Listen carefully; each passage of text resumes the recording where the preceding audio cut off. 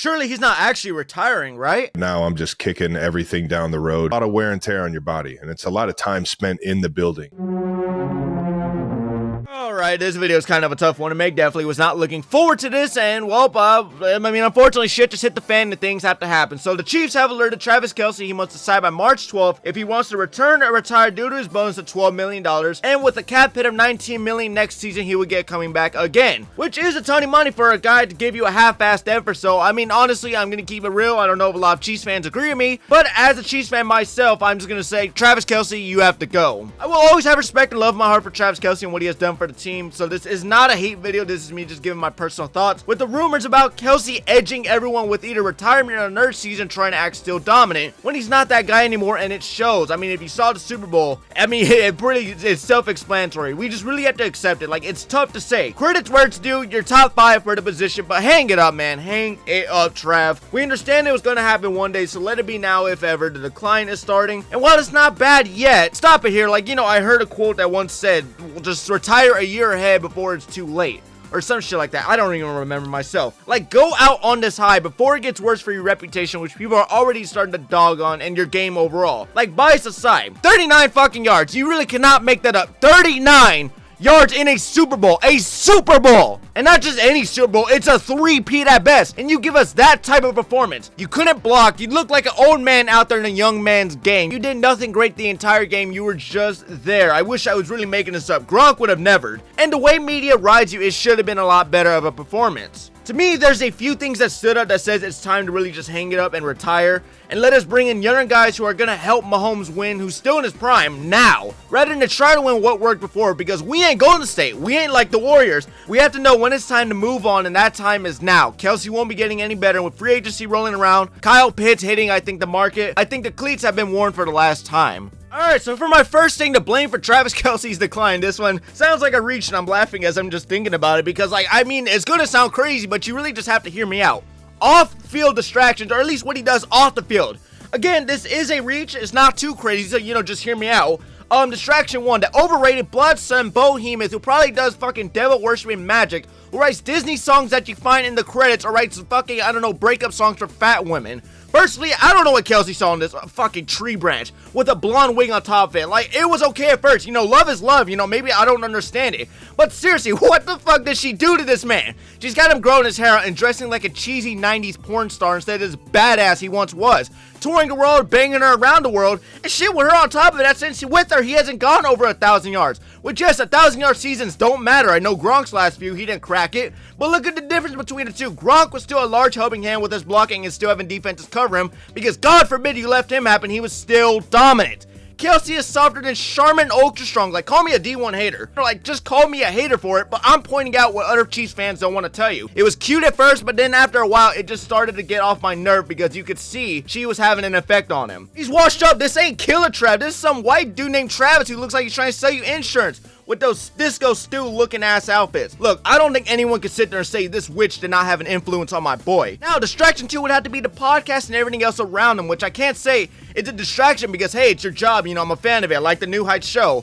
But you're lying if you tell me this isn't another reason he ain't focused. He's got sources elsewhere as far as money. I mean, a $100 million contract for 3 years is insane, but think about it. Jason Kelce is already retired, so committing to their podcast is no problem for him. But when you're still a full-time NFL player, it's got to be a really demanding thing, and it definitely takes time and energy away from training and recovery, which he's already admitted to. He doesn't train well enough. He doesn't train his body physically, which, I mean, that really does not help, especially being on the older side where time consumption is more crucial. This could be bad for him. And again, I mentioned the money thing because while money is not a giant distraction, I mean, I'm sure he's fucking loaded, it definitely is something to know. I can make an NFL salary just talking about my experiences with my brother on a couch. So having that in the back end of your mind just doesn't, you know, give you the drive to play. There's no motivation there. Like, you don't have to play as if everything you have relies on this game. Like, this just pulls you away from the main focus, knowing you have another source elsewhere and you don't have to do this one anymore. And another example will just have to be Kelce mentioning how he wants to pursue acting and acting roles itself.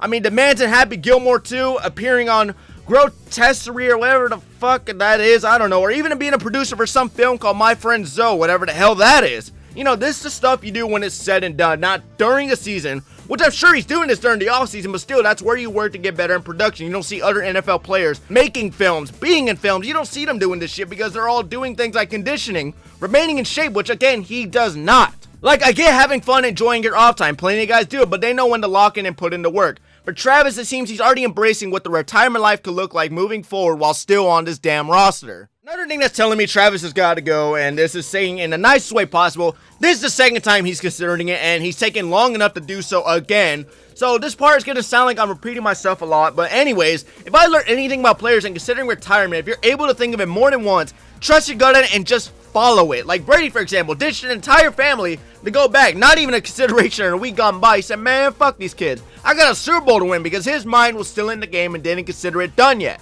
If Kelce legitimately sat there after the Niners victory and said, yeah, I want to leave already, like, you know, I'm going to hang it up here, then was forced to come back, then one foot was already out of the door. I mean, that's a tough mindset to play with. It means the mental stress already took its toll, and it shows performance this year. It affected him badly. Like, I want a player who's here mentally and physically. Kelce this season looked neither. No offense, he looks sluggish. The body language will tell you he ain't giving it his all. He's god awful on most of his routes this year. He has games where he does well, but in games where we need him, he's nowhere to be found. Too damn inconsistent. A quote I heard that stuck with me that perfectly sums this up is, once you start to doubt if you want to go all out, when you begin to question your commitment, loyalty, and when you just question if you want to fully invest your effort into this, then it's not meant for you anymore. Like, I respect the loyalty bit, but keeping someone around because what they mean to the team, or like, you know, what they just used to mean, is a horrible decision. If you're gonna play like a shadow of yourself, take a cut and just be a mentor. I can easily agree with that. I want Kelce back. If you're just gonna be a mentor and just help the younger guys out, I agree, I want him back. But if you can't take a pay cut and we can't agree on anything, then, I mean, I still have to pay you top dollar, then it becomes an issue because that money can be used to help the team around. At the end of the day, it's a business decision, and this team wants to get back to the pure dominance they once were, and not barely squeaking by. We need fresh meat. So having a player who doesn't want to be here as bad as others takes away opportunities. Like, I'm only led to believe he came back because of the thought of, okay, I'm going to retire out on a three-peat, go out in the best way possible, but now that the run is over, he can put both feet out of the door and call it wraps. And number 3, the easiest thing of all that can make me really think it's just time to go is he's tired. I mean, boredom. I mean, nothing to prove, anything else to achieve. I mean, he's a top 3 all-time, depending who you ask. I think he's definitely top 3 in my books. I mean, fuck it. He has a career that damn near every tight end could dream of. He's done everything a tight end could dream of. Like, all respect to him. I know this whole video seems like I've been dogging on him, but trust me, my respect for him is through the damn roof. I have nothing else to see from Kelce to tell me he's a first ballot Hall of Famer. I mean, the problem with winning so much is you have to keep up that standard, and with 7 straight AFC Championship appearances, 3 back-to-back Super Bowl trips as of recently, I mean, it gives him less off-season time to prepare than other teams or other players. The amount of football the body can tolerate, especially the tight end position when dealing with defenders, edge rushers, you know, they deal with everything, and at his age as well, it's got to be very tiring work, and at such a high level in some of these games, but Kelce being the reason we won most of them. And for Kelce, you really have to sit there and think, is it worth putting my body through it all one more time for a chance at not even a guaranteed Super Bowl? Like, who knows if we're going to make it back next year?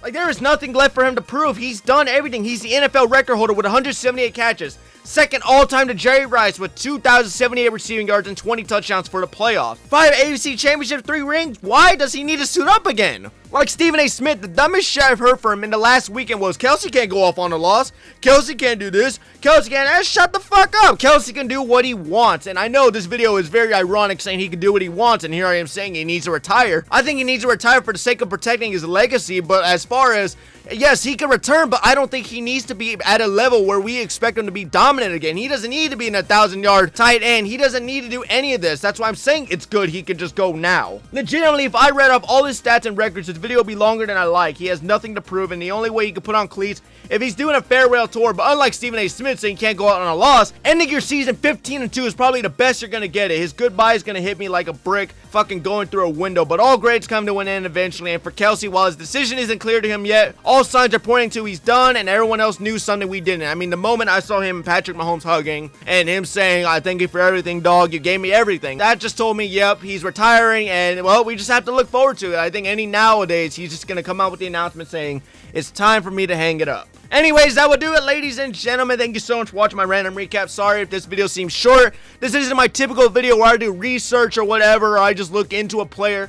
Now, this one was coming just straight from me. I think I wanted to give my honest and raw thoughts just based on all the news circulating about Travis Kelce retiring. You know, given it's my team, it's a tough decision, but it's something that's going to happen anyway, so I just really wanted to let everyone know what I was thinking on this. So, yeah, I will see you all in the next random recap.